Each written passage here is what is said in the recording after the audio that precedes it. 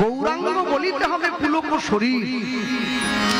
ভগবানের নামে নাচা যায়, ভগবানের নামে হাসা যায়, কিন্তু ভগবানের নামে সহজে কাঁদা যায় না।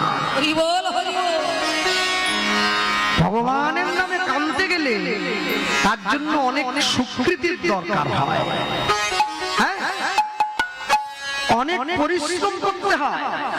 এখন যে চাষিটা মাঠে চাষ করে, প্রত্যেকদিন কোদাল নিয়ে জমিতে চলে যায়, এই বর্ষায় কত পরিশ্রম করছে, তাহলে ও তো চাইলে কাঁদতে পারে। ওই পরিশ্রমের কথা বলিনি, একে ভজনীয় পরিশ্রম বলা হয়।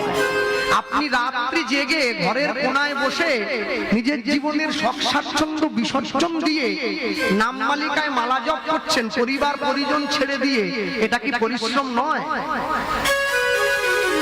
আপনার 5 ভাই, আপনি ভক্ত হয়েছেন বলে বাকি 4 ভাই আপনার সঙ্গে কথা বলেন। আপনার বাড়িতে কোনো আত্মীয় বন্ধু বান্ধব আসে না, কেন? বলে ও তো মাছ দেবে না, ও নিজেও নিরামিষ খাবে, আমাদেরকেও খাওয়াবে।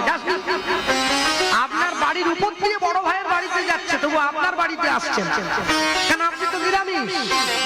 তো এটা কি দুঃখ নয়? এটা পরিশ্রম নয়?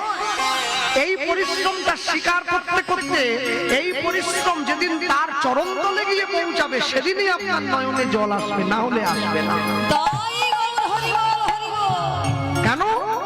ভগবানের জন্য ভোগ করা যায়, ভগবানের জন্য ত্যাগ করা বড় মুশকিল।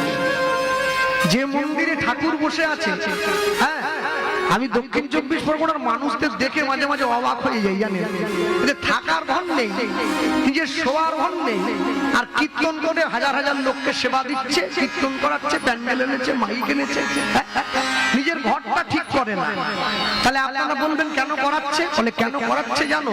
বলে এই জীবনে গাছটা লাগিয়ে দিয়ে যাচ্ছে, তো ঠিক সময় গিয়ে ফলটা পেড়ে নেবে, আর যখন ও ফলটা পারবে আমাকে দূরে দাঁড়িয়ে দাঁড়িয়ে দেখতে হবে, কেন? ফলটা তো আমি পাবো না, যে লাগিয়েছে সেই পাবে। দস্যু রত্নাকর তার মাকে গিয়ে বলেছিল, আমি যে এত অন্যায় করি মা, ওই অন্যায় করে মানুষ খুন করে তোমাদের মুখে হাত তুলে দেই, তাহলে আমার এই অন্যায়ের ভাগ তো তোমাদেরও নিতে পড়ে। পিতা মাতা বলছে, আমরা কেন নেব? আমরা বুড়ো হয়ে গেছি, আমাদের দেখার দায়িত্ব তোর, তুই আমাদেরকে দেখবি। কেউ নিল না। আপনার পাপের ফলের ভাগটা কেউ নেবে না, পুণ্যের ভাগটা নেওয়ার জন্য সকলে ছুটে আসে।